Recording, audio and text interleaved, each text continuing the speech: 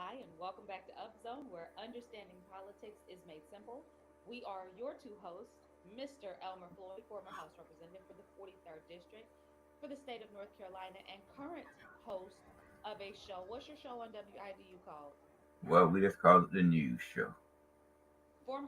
Current host of the news show on WIDU with his co-host Troy Williams and myself, Tisha S. Waddell, former City Council representative for the 3rd District in the city of Fayetteville, and just all around life loving gal. I will tell you, Mr. Floyd, the news wire has been jumping since last Thursday. I I have had some conversation with people, you know, as an example, and I know we have a program format today. Some said they're just waiting on the outcome of DJ Hare, ethnic review. I mean, have So they even these had the kind of public hearing conversation, yet? Have they had that hearing yet? No, but that they asked me, what's the outcome. So apparently, they want to know what is and what is not. Right, right. Listen, and the block is hot for the Fayetteville City Council, but Yeah. we'll get into that in just a little bit. We gonna jump into the gritty of the city and the word on the curb. However, Mr. Floyd, I would like to take a moment and express my great disappointment in the city of Fayetteville and our nation at large in the way that we are not celebrating this new federal holiday, Juneteenth. My uncle called me and said something to me because a lot of people were still about their business as usual. They were working, doing all the things, right? And typically for a federal holiday, businesses are traditionally closed. Like 4th of July, businesses are traditionally closed, right? So, Yes. Mr. Right. So here's what I thought was so interesting. And when my uncle called me and said this to me, I was like, I really love that. He said that he called his investment company. My uncle's a really smart guy. And he was like, I called my investment company. I was trying to do some business, and as a part of their announcement, they announced that they would be closed for National Independence Day. And I thought that that was so cool because I think that when we think about Juneteenth, often the idea, because I've even had white people say to me, "Well, I'm not black, it's not my holiday," and I think often we forget that the independence of a nation hinges on the independence of all of its inhabitants. And so the significance of Juneteenth as it stands, for anybody who may or may not understand this, the significance of Juneteenth is that by force, people had to be freed after freedom had already been declared. And so that is the significance of this particular holiday. And so I just want to say to everybody who thinks that it's only a celebration for black folk, that is not true. It is a celebration for our nation to say this is the day that people who were already freed legally finally received a version of their freedom that released them from the plantations that had previously enslaved them. And so, Mr. Floyd, I just want to throw that out there because I just saw so many people just going about business as usual, Point well taken. Normally, most of your federal holidays are on a Monday. which is weird So about this one, right? That it's not on yeah, a Monday. it's during the middle of the week, which is the 19th. Yeah. So it's sort of, You're usually observed on that Monday. You usually yeah, are off on that Monday. Yeah, absolutely. Um, so Mr. Floyd, yes. do you have any announcements for us before we jump into the gritty of the city? No, other than the River State Gala is going to be this coming Saturday at the Student Center, and they tell me that tickets are just about. I mean, it's hard to get if you can get one. And then the Martin Luther King banquet, which is going to be at the Metropolitan Room next Saturday, and they have a meet and greet from 3 to 5, and then the banquet is from 5 to 7, and Dr. Manfield is the speaker. Fantastic. I absolutely adore Dr. Mansfield. I think he's just an all around phenomenal guy. So I think that's going to be really cool. Um, Mr. Floyd, do Yes, you ma'am. have any indication of, are you going to be attending the banquet, the Fayetteville State banquet? Which one? Fayetteville State. Yes, that's that's the school that bestowed upon me a degree. So you got your ticket. Yes. make sure you come back and you let us know how it was. Yes, I'm So sure. I mean, it's a black tie fair, so the black tie fair. I'm sure the who's who in Cumberland County, will be there, and wonderful. and I'm sure that our politicians. Well, no, I'm not going to say that. It's a, they may show up, they may not show up. Oh, you They know don't they'll need, be there. It's huh? an election year. Many of It them will doesn't be there. matter. We vote off how we like people, so it really doesn't matter whether you show up or not. You know. Well, listen, let's talk about these, as you call them, these politicianers. There was an article about the Dust Bowl. There was an update on that conversation. Let's talk Dust Bowl, Mr. Floyd. What's going on? Well, again, it's the same old razzle and dazzle that my friend Duda will always say. It's another dog and pony show. But one thing that I give Fake Block Company credit for, they know who to bring on to get them some assistance to move forward their agenda, which is good. Right. So what we see happening is the neighborhood is saying that they're tidying up the dust, but they've seen this before. So, they're just saying, hey, this is not like you said, it's the dog and pony show. It's the we know that you're showing us you're trying to do something, but this is not a new move. So you're gonna have to show us something else because we've seen this one before. Yeah, I mean, when you look at it, I know that the company was there first, and like any other company, they have expanded their footprint there because the property over there, if you play the waiting game, is very reasonable.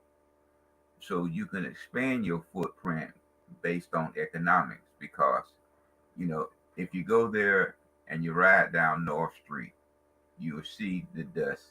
You will see the road itself, which is not the road in which is used is a residential street. Mm-hmm. It's not a street what you might call for high traffic. So, but again, the community they want to have a dialogue with the community, and the community said we have heard this before, but I give Faith Block Company credit, in selecting the attorney to assist them. Well, and And since you mentioned the attorney, since you mentioned him, the article says that Bryant said Jonathan Charleston, a lawyer representing Faye Block in its rezoning request before the Fayetteville City Council, had called to say, what can we do to make this right? He said, I sat down with Charleston on Tuesday in his second floor office overlooking Hay Street. He confirmed reaching out to Bryant. He said Faye Block had made more than one attempt to meet with Bryant and other residents concerned with the proposed rezoning to discuss it, and from a broader perspective, the impacts that Faye Block has on the community. He said management at Faye Block has a strong desire to work collaboratively with the residents. Faye Block wants to be a good neighbor, he said. Charleston said the company had planned no production in the area it once rezoned, but would store finished concrete blocks there. As for the rezoning, he said Fay Block management had not decided what they were going to do at this place. well, if you store, I mean, rightfully so, because the they make the blocks on site to produce the blocks and then carry them a distance is a lot of transportation costs for the company. But Floyd, And isn't it that they've already expanded into this footprint and the it's what? it's being used? Haven't they already expanded into this territory that they're trying to Oh, they got a rezone? large footprint in the community, Right. and this And they're is already using that land. They just have to get it rezoned because it's being used improperly at this point. what teach they got the attorney that can get it done because of its relationships with members of the council. And so, and then Malik Davis, not only in this issue, but another issue that is in his district is going to be rezoned. So, you know, he has a And he's difficult he's task he's going forward. essentially silent on the matter because I don't see anything. I've not seen anything where he said anything for our listeners. Let's just I want to drive home why this is so important. As you can see here, an inspection report cited an environmental concern. A regional supervisor with the North Carolina Division of Air Quality sent a notice of violation.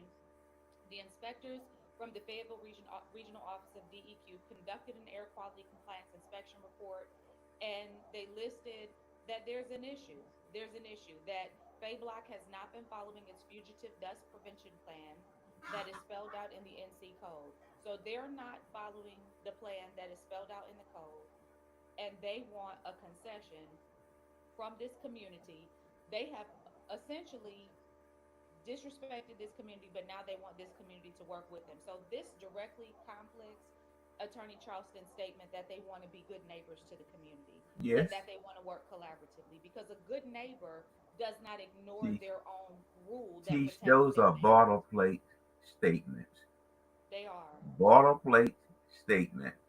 That's what you know. That's what they And a are. boilerplate statement is essentially just something that you can copy and paste over and That's over all. again, That right? that's all.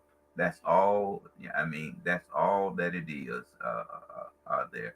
So when you look at the issue, uh, and one thing that I noticed that organizations say to our government, the county manager mentioned that with the civics center, and this company mentioned it. You know, with the reason why they are having these problems and concerns is the word now got a new word now, staffing. Right. It's You not know, our fault. It's their yeah, fault. yeah. Staffing is a problem. I mean, Right. so that's my Don't new blame word now. us. Yeah. Don't blame See, us. because anytime you have a discussion, I'm always gonna say staffing Mr. is a Floyd, we're problem. gonna start blaming our staff too. Yeah, yeah, yeah, yeah. If You something know, goes wrong with the podcast, it was staffing. staffing. You see. Listen, so the city of Fayetteville is proposing that they will lessen the tax increase that was initially proposed. They initially proposed, what was it, 4 cents? But I think it was 4 or 5 cents.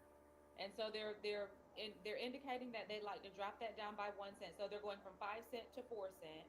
Um, the MSD district is still increasing by 7 cents in the proposal. And this is to be voted on in 4 days. So this budget will be instituted in 4 days, or should be. Mr. Floyd, here are again our concerns, as always, when we talk about the budget. Yes, we are. Wait a minute, rewind. Let me say this. Most people have already experienced an uptick in their mortgage. If you are a homeowner and you've received your mortgage statement lately, you see you're paying a higher mortgage, and that is because insurance rates have increased. So, increases affect us all, because even if you are not a homeowner, if you are renting from somebody and their insurance goes up, which causes their mortgage to go up, your rent is going to go up. So don't think that these increases only affect those of us who are homeowners. They affect us all. So Mr. Floyd, let's talk about the word that we always use, that instead of a tax, It's just a fee teach. I don't know why you get so emotional about this. I mean, they just simply said that it's a fee increase.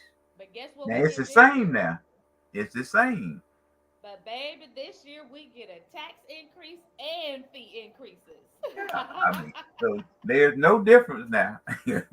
there, but it's just the terminology. Mr. Floyd, and it's very scary for people who are on fixed incomes. It's very scary for people who are maybe single parents and they're trying to just get by. It is scary for people who are already at the lower end of the economic spectrum, but who are trying to really work their way into a different economic category.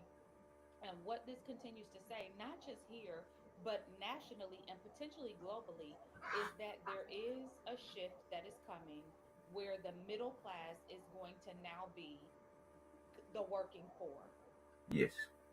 And there will not be a middle class. You will either be working poor or you will be a have. So a have or a have not. Well, Tish, when you look at it, I believe there was a study done that 40+% of homes or whatever are rental properties within the city of Fayetteville. So now, Tish, now don't get me wrong. I think that you're a nice young lady. In fact, I know you are. But Thank if you. they raise my taxes, you can bet your bottom Raise your dollar rent. I'm gonna pass it on to you. Okay. Absolutely. Don't And even worry about it that's now. Commerce 101. That's just business. That's just Yeah. business. Now And we and see that even, but Mr. Floyd, we see that even in these fees because we talked about this last week with our seniors, whereby our seniors are being hit with this yes. and they might not even know it because the city has changed their split for their providers for these classes that the seniors take at these senior centers and the rec centers. And they are now, instead of taking 80/20, the city's doing 60/40. So because they're going up on their percentage, the provider, if they want to continue to make the same amount of money, has to go up on their cost, which in turn is coming out of the pockets of the seniors. But then the provider is going to say, you know, I increase my fee to offset what The you city's projected that you increase. want for me. So I might well go home and get me some bait and go fishing. But ain't no point in me helping you make money when I'm Right. losing money, Right. you know. And so So that the is where, senior and would that's why we then lose a always talk service. about, right. And that's They why would we lose a always service. talk about those fees because you either going to get, you're going to get taxed on your property or you're going to get taxed through these fees. This year we just happen to be facing both, which is for a lot of people a little bit scary because again, those fixed incomes, it can be a little bit scary. So, Mr. Floyd, in addition to that, now we saw a line item that was an amendment to the city budget that increased their travel budget. We saw that. But we Yeah. also saw, and Charles and I talked about this, we also saw that line item for this Now it was travel on the now and again it was on the consent on the agenda. consent agenda. Okay. It was Now, on the consent make agenda. sure you Now, Floyd, get for the people who don't know the consent agenda, let's tell them again because we want to make sure people understand what's the consent agenda. done deal. And it's something that you don't even, it is not discussed in a meeting.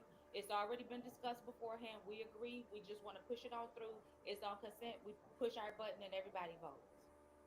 So there was a consent agenda item for this money to go to France. I don't think we realized when Charles and I talked about this how quickly this was all evolving because this was within 60 days that all of this evolved, okay? So we talked about it on one program and a few programs later, they were in France. Now here's the 411 about this France trip. And I didn't talk about it because I said we're gonna let City View expose this. Because when we talk about it, Mr. Floyd, people often don't hear it the same. But our people do. Our people, the people that rock with us, because they Mhm. always say, well, y'all said it first. Now we kept telling the people they are sending inexperience to Yes, France. yes, They are sending inexperience to France. Not only are they sending inexperience, but there's no articulation of the nature of what we should expect from this trip. Great trip. I was all for it because I think that Chris Johnson, who is over the Sandoval Friendship Alliance, and I always get that wrong, but Friendship Alliance for with Sandoval, I believe that Chris Johnson has done a phenomenal job continuing to prime the relationship between the city of Fayetteville and St. Avold. They have come here. We have named a street after St. Avold. There's been a lot of work done. I still assert that the mayor or the mayor pro tem or the pair of them should have been the two to go to France. And here's why. Mr. Floyd, yes, ma'am. just just give a little bit of what I'm about to put up on the screen about, and the title of the article is what really happened when council members went to France. What really happened, Mr. Floyd? Well, they attended some sessions and some session that they was unable to attend because of whatever reason. Now, as this article mentioned, and Rumorville was before this, because Rumorville had That's one a nice thing, and we picture, talked right? That's about a really nice inexperience picture. as second. But but uh, my understanding, and I was stationed in Paris, so I understand why they want to go to Paris. I was stationed there, and it's beautiful, but it's a 4 hour trip Yeah. one way. So It is round beautiful. trip, And Duluth is such a wonderful place to visit if you love yeah, art. It is absolutely beautiful. and 4 hours one way, 4 hours back, and then time in between there for the tour is roughly a half day. So, So let's but point this out our was not dedication so far. that people I'm going to go through this picture and point out our delegation. So on the far right, we have City Council member Malik Davis for District 2. And then here we have in the blue shirt between the two women here, one, two, three, four, fifth from the right, Council member Mario Benavente for District 3. And then if we slide over and we count from the left, one, two, three, fourth from the left, we've got Courtney Banks McLaughlin, City Council member. And then standing directly behind her is her husband, who I'm sure accompanied on his own dollar. So we're not even going to try and make conjecture that he didn't because they travel together frequently. He's got his own money. I'm 100% certain that the city did not pay for him to go on this trip. So we see there's this there's a statement that was made that the four of them, the three city council members and the spouse of one of the city council members, went to Paris. They went on what could arguably be the most important day of this 10-day trip. What did they miss, Mr. Floyd? Well, I said to you before, Teach, that I hope that Malik will have time to talk about economic development. And That you they in went. jest said that you wanted to know was Robert Van Gien's going. You said that several times in jest. And I will say to you, he did not go. However, a representative from Cumberland Economic Development Corporation did go. And Yeah, they did go to the economic meeting that our council members did not attend. that was one of the things. I'm glad you caught my gesture, T. And I Hmm. also mentioned to you that they went after the governor had left Paris. Right. You know, so my thing of it is, T. I think that the council off the ass or the person that went to Paris off the volunteer to give back whatever percentage from the travel that they went to Paris because the trip wasn't there for Paris, that they should reimburse the taxpayer for that, Well, I think, whatever dollar value that is. and this article was actually very kind to them because there were other instances that have been reported of negligence. As an example, Councilmember Benavente missed two events, and he reported to allegedly he reported that he overslept, that he was on the phone late and he overslept. Well, teach Councilmember that's I Benavente, mean, wait, Mr. Floyd, it gets that's better though. Councilmember Benavente also allegedly was extremely aggressive and hostile towards one of the members on the trip. And so much so that it created tension, and which I think was alluded to a little bit in this article, created tension among the other members of this trip, not only our delegation from America, but the French as well. Additionally, many activities were not well represented from the city council standpoint because the members just were not cognitively present. And Mr. Floyd, I think that Karen said it so, she said it so pleasantly, and it was such a very diplomatic response. Essentially, she said they just were not, that this was not something that they were prepared for. And I want to find it because I love the way she said it. She said, how did she say it? Or was it Gail Morphesis who said it? Um, better still, teach. Let's go on and say that if we stay on the street, it was above their pay grade. It it's was above above their their pay pay grade. grade. But I want to say it how, here it is, Kennedy. Kennedy believes the council member's absence can be attributed more to not being used to this kind of experience. Not being used. Mr. Floyd, we said it time and time again. Malik Davis had no, listen to what he said. Davis said he and the other council members were under the impression that it was acceptable to leave after the morning Remember meeting, what you saying said. it's Now not. hold it right there. Under the impression, okay, under the impression. Mr. Floyd, my mother served as a diplomat, which by proximity gave me status as a diplomat. And I will tell you, and we've always had assignments overseas. I will tell you one of the things that you learn very quickly as a diplomat is that when you are serving in diplomatic capacity, from the time you wake up until the time you go to sleep, you are in diplomatic capacity. Yes, yes. And when you are sent on assignment, you are not on vacation. You do not have, unless your host takes you to experience something, you are there at the behest of your host. Or teach what they put in programs, free time. and Okay. it will be written, Yeah. and it will give you specific instructions as to what that block looks like. Yeah. Free But if time. you are not, as Kennedy said, if you are not accustomed to this type of an experience, if you're not used to this type of an experience, you do not know that. And so we will attribute this faux pas to ignorance and nothing more, nothing less. But I do agree with you that there should be. Now I'm not giving Benavente a pass because I've watched him, even with me, be extremely abrasive and aggressive when he does not believe that he is getting a fair shake from me.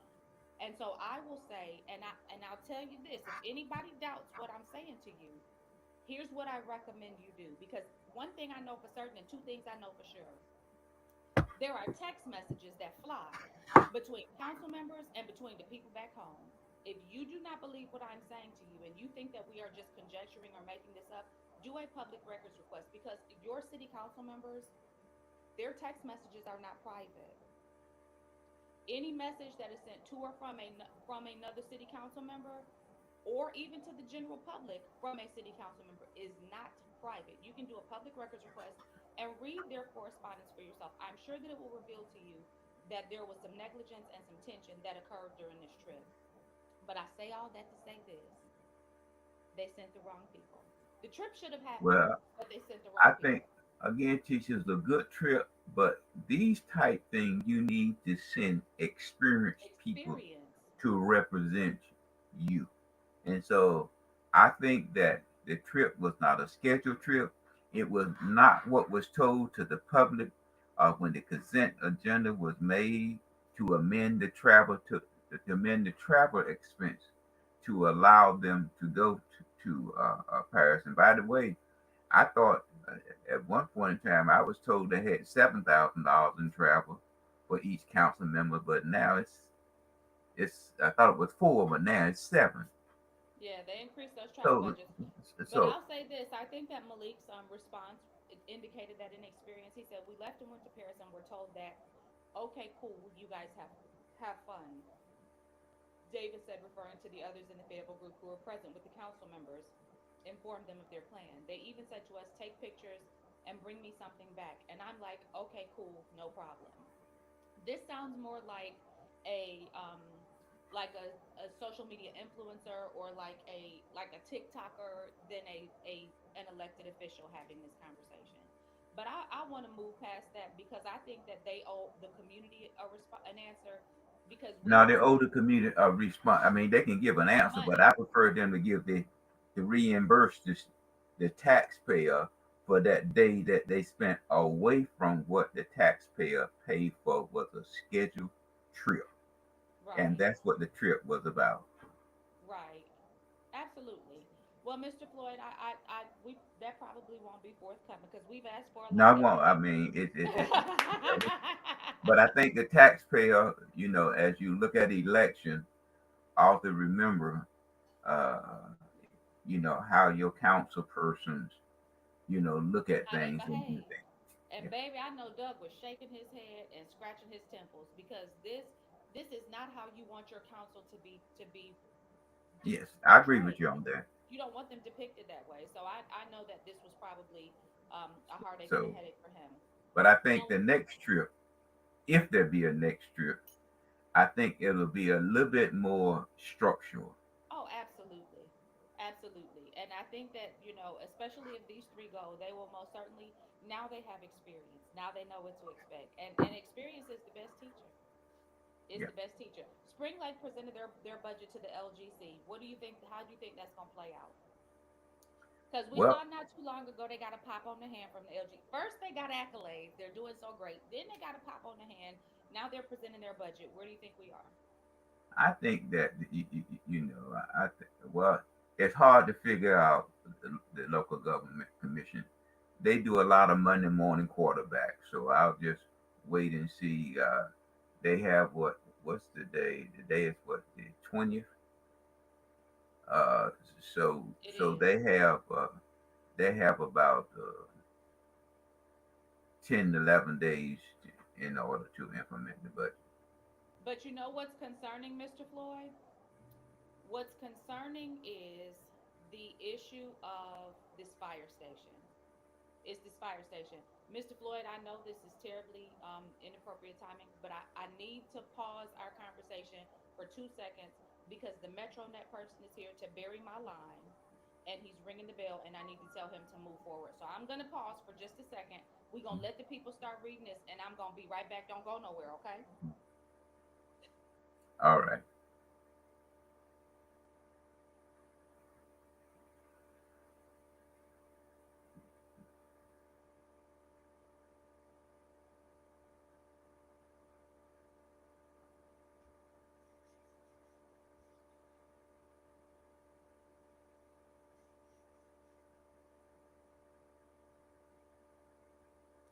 Thank you. Okay. I didn't know they were coming. Otherwise, I would have scheduled them for a different time. But this is the thing. So, what was concerning to me when I read this was what this article Please said now let me step aside 1 minute. Go ahead. Got a very important call. Hello. What was see how get back goes? See how Mr. Floyd does me? It's on the But daughter. what was Daughter. very concerning Daughter. for me about this article to our constituency that's listening is what they talked about in terms of the fire station. So the Manchester fire station apparently is very much under budgeted. And there's a concern that if this budget shortfall is not made up, that this particular fire station will not be able to service the people in the community. And response rate is a really big deal when you're talking about a fire station. And so in terms of response rate, the let me see if I can find it. Give me just a second. I'm gonna look and see if I can find it for you because it's in this article. The response rate is listed. Now, response rate means how long it takes for a a truck to respond to the incident of a fire or an emergency that it must be going out to. So let me see if I can find that and point it out to you because it has drastically decreased having this fire station around. Here it is. Fire Chief Jason Williams said Monday that response time is down in the areas that this particular station services from around 8 minutes to 2 minutes. And if you think about it, in the event of an emergency, that 6 minutes can save lives. So this is a very important budget item. And my hope is that as they move forward, they will be able to find that $50,000 to make up that budgetary shortfall because I think that it's important to maintain your emergency response. So Spring Lake, work it out. LGC, work it out. Let's get to it and get to it. The other thing that we're going to make mention of this morning, and Mr. Floyd will be back. Y'all know he wouldn't just walk away if it wasn't important. And y'all, thank you for just bearing with us while we have these little things pop up, because that's it is life, and that's just what it is. So the other thing I want to talk to you about this morning is Cumberland County Schools and their substitute teachers.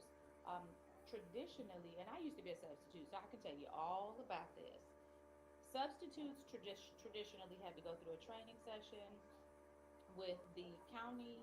They were then placed into this system, this database, where when a teacher was out, the database would send out the information and you'd be able to either select to take that job or select to decline that job. And once you selected to take that job, you just showed up to your position at that school and you filled in for that day or for that block of time that you were asked to be there and then you went on about your merry way. Well, apparently the Cumberland County school system has turned to a private company to start filling these substitute positions because what they're doing just isn't working anymore. After COVID, there was a sharp downturn in the number of people that wanted to be in the classroom.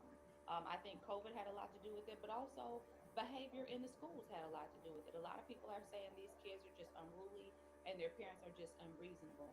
And so they don't want to be in the classroom anymore. So as a part of the, the school board's consent agenda, they approved a change to have the private company begin to find and hire substitute teachers.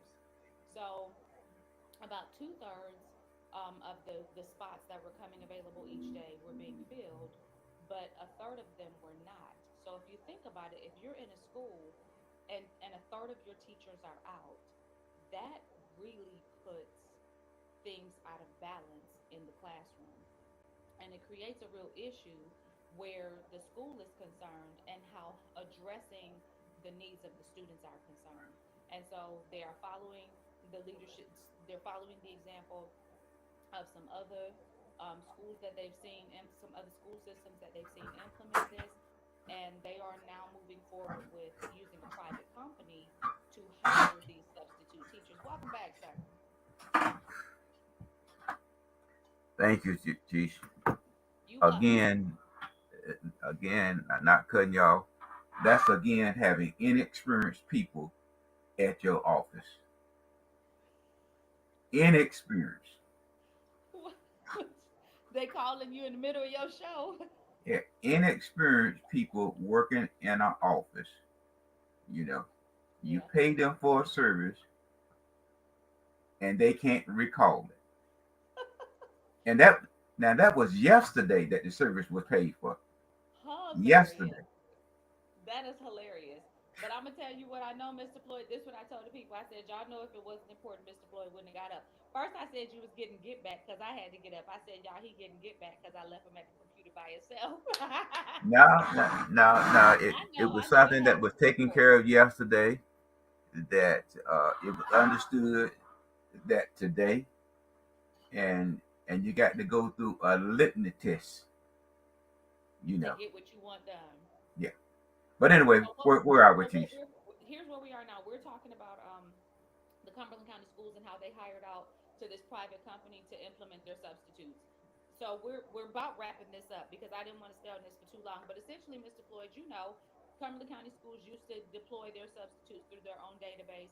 They're now outsourcing this because they're down a third of the positions being filled. So when they're having their information go out, 2/3 of the positions are being filled. A third of them are going unfilled, which means that it's leaving classrooms without a teacher or a substitute. And you know what that means in a Well, school. what's going to guarantee that? I mean, the contract agency is going to have teachers that they're going that they are. I mean, I'm sure they will. That's a good You know, in question. 24 hours, That's that's a on good call. question. That's a great question. But we see this is being implemented in Winston-Salem, Forsyth County, and Union County school systems. And so I don't know, Mr. Floyd. I guess we just gonna see. We're gonna see how it goes, I suppose. Well, I mean, Which is the I'm theme for Cumberland County Schools this year. We're gonna see how it goes. yeah. I mean, because if they do that, I know we talked about the human resource officer. Right. They ought to look at a private contractor or get some enablers legislation. We talked about this before, like the Charlotte Mecklenburg school system have done, is to For the allow. SROs, you mean? Yeah, yeah. I mean, Yeah, yeah. is that it? Which may be the route that they end up going, don't you think? Well, it it it would help, but it would require some enablers legislation because they would have to give them some a statutory authority for arrest. Right. And what is happening is that they have a radius of 1 mile radius, of that school. It gives them that Hmm. statutory authority.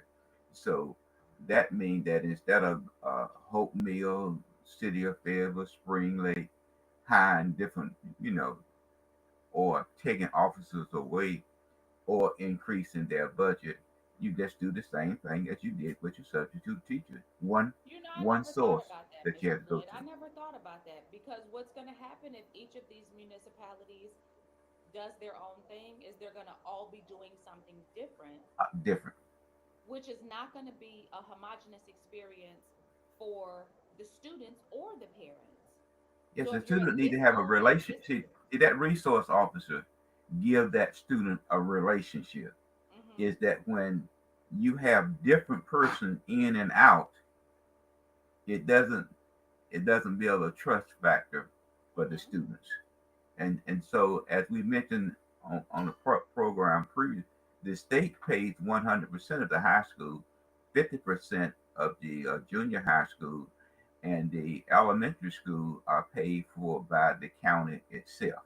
Hmm. And so, so for resource officers, that's the formula that that they use. So I just think we're, again, like I said, it's let's see how it goes. At the end of the day, we're just at let's Cumberland County schools are going. Let's see how it goes. I hope it goes well because you got a very short window, Yeah.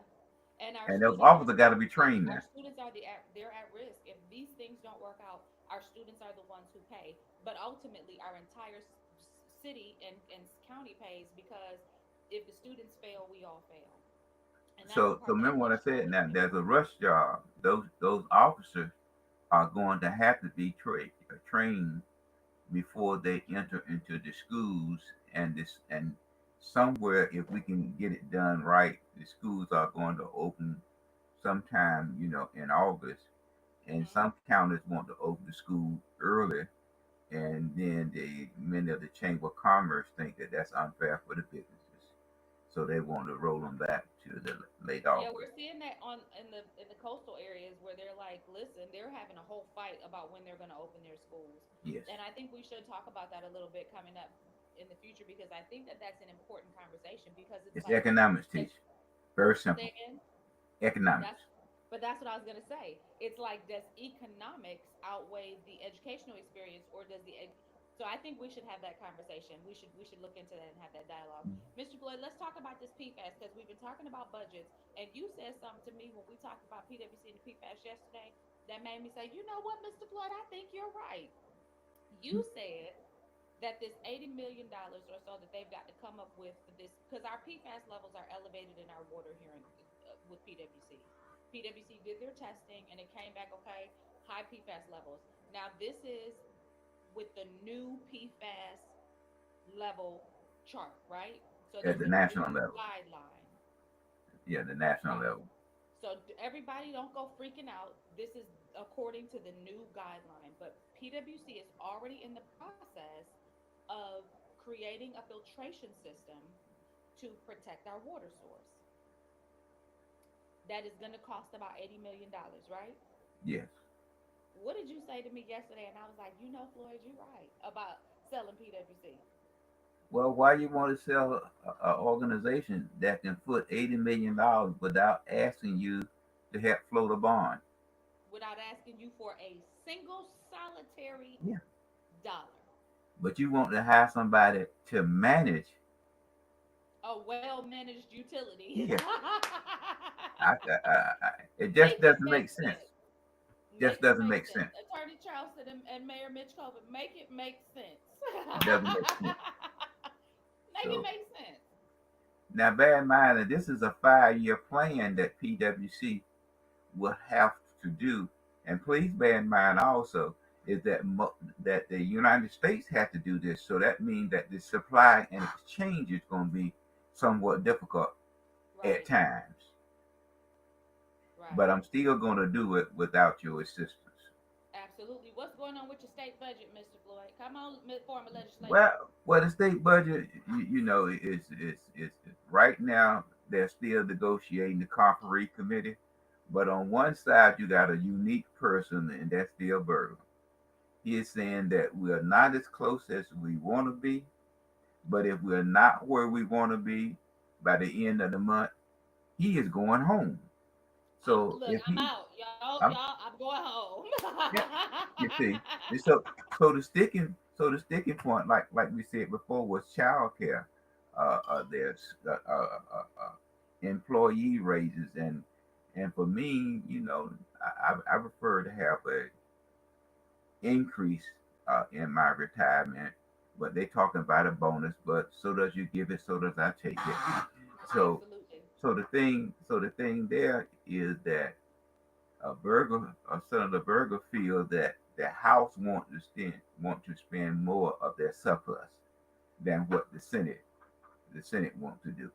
And Okay. so, if the Senate goes home, you still operate off of your previous budget, which this session is simply to tweak the budget.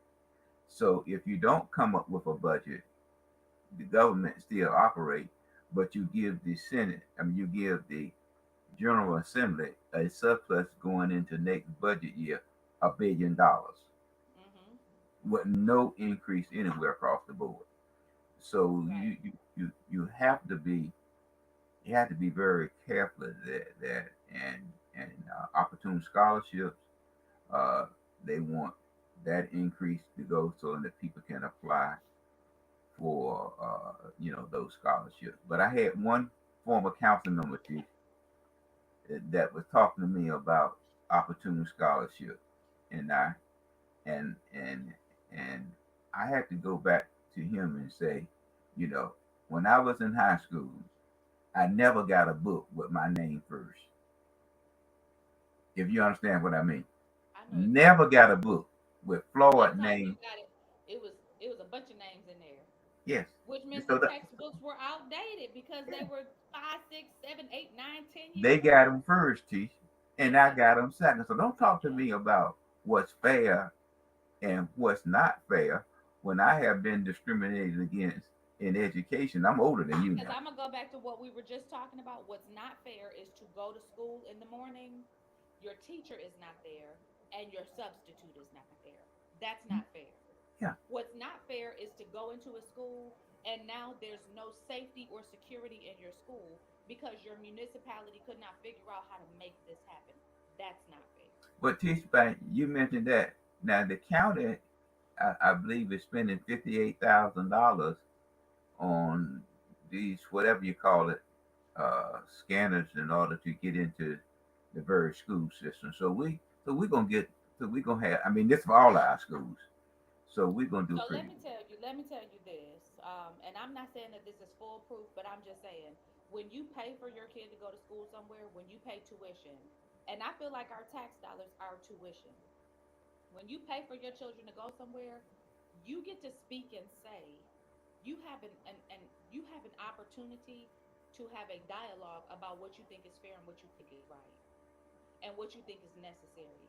And I believe that some of these parents that have their children still in this public school system need to engage themselves in these conversations and begin to tell their legislators what they want to see. Because the answer is not wands to wand these kids. That is not the answer.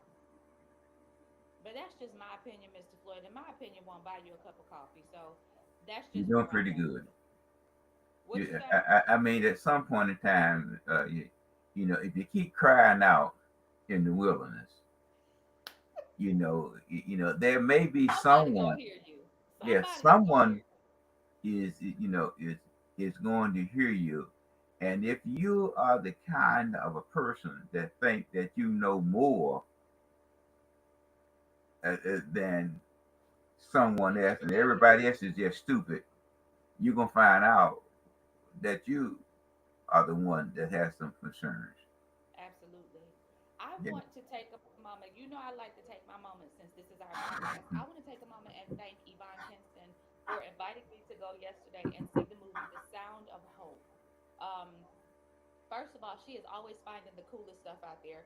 But this movie comes out officially July the 4th, and it is about the foster care and adoption system. And it's about a place called Possum Trot, Texas. And it chronicles how this town single handedly turned around how adoption was viewed in their community. And Mr. Floyd, I've never considered adoption for a lot of reasons. But I will tell you that after watching this movie, it most certainly made me stop and give pause and say, there's something to understanding, especially as a believer, that we have a responsibility to protect our children. And it's one thing to talk about it, it's another thing to be about it. And so I'm going to say to all the people that watch our podcast, tell a friend about this movie. Y'all go see it on 4th of July and be inspired by what you see. And you may not walk out of there wanting to adopt, but you will most certainly walk out with a different mindset about what it means to deal with challenge, what it means to have a resolve that says no matter what, I'm going to be in this for the long haul, and also what it means for our children to be in this system, why they're there, what it's like for them there, and what you might be able to do about helping them get out of there. So, again, I want to thank you, Yvonne, for taking me to that movie. And I just want to encourage other people to go and see it. Mr. Floyd, what you want to leave our people with today? Well, I'm a former politician, and I would just like for the people to look at November the 5th and don't be razzled and dazzled Just vote for whoever you think gonna bring you the resources that you need.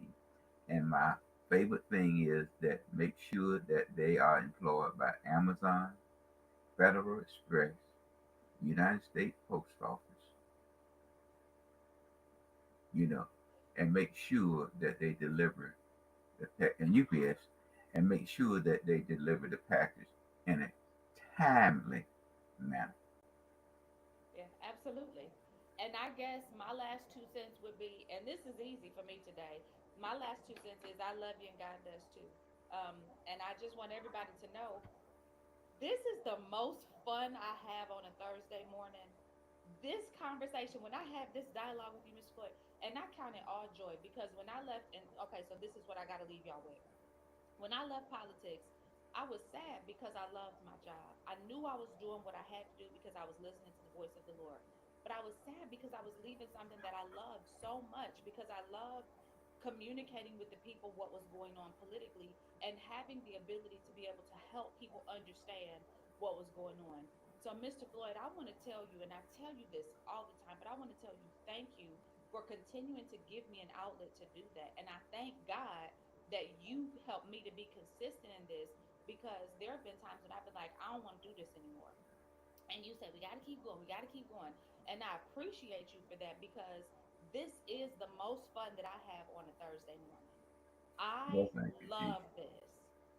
Well, thank you, Tisha. I mean, I think that, what we try to do is to educate the public and provide an opportunity for them to understand how complex government is.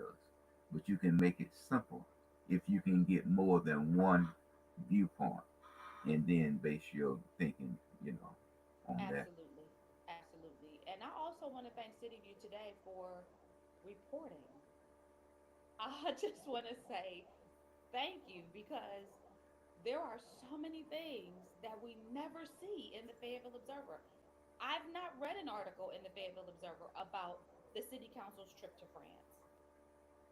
Well, you got the city view, is really growing, and it's also as part of the assembly now, which Right. they're teaming up. But Congratulations to them on that. but Yeah, in order to do any kind of program, you have to focus on just more than one resource absolutely. there. And as there's a multiple things that we have to do every day just to prepare a conversation, on Thursday morning.